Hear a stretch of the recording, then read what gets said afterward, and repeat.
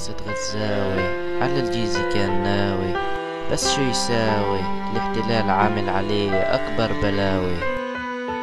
شاب أمير عايش في بيته مبسوط، كان صغير بس على الشغل محطوط، عايش في بير ما يسمع غير صدى صوت. في يوم مروح من الشغل تعبان، شاف بنت حسسته بالحنان، طلب قلبها ليعيشوا بأمان، نظرت له بخجل وابتسمت هذا العنوان: الأغنية يا عزيزي يا سمعان. بس المشكلة حالته مش ميسورة، كلمة بحبك يكتبها بالطبشورة، ورسائل الحب تعبي السبورة، وبحب الصبية صارت مأسورة. ما فكر انه كل طريق غرام جميل جدا بس مليء بالآلام، من طيبة قلبهم ما كان بينهم غير السلام والأحلام. هاي البنت اللي انا حبيتها، فيها الدنيا الفانية هيتني لقيتها، شو بدي اعمل ليها بس مشان احقق امانيها. هاي البنت اللي انا حبيتها، فيها الدنيا الفانية هيتني لقيتها، شو بدي اعمل ليها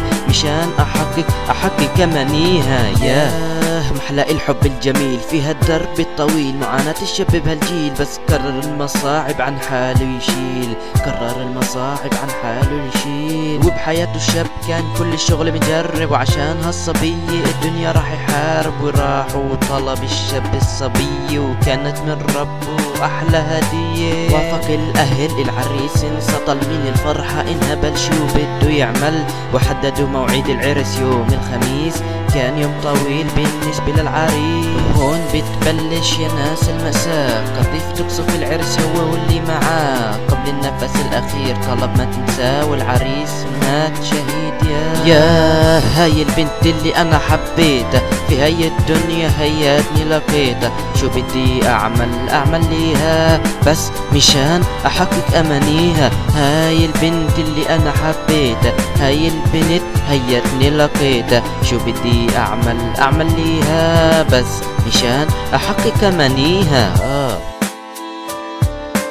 يا دنيا بكف هموم، أنا منك صرت مشؤوم، من حالة اليأس بدي أقوم، منك عاد والله صرت مسموم. يا هيتمان يا عايشين للوطن.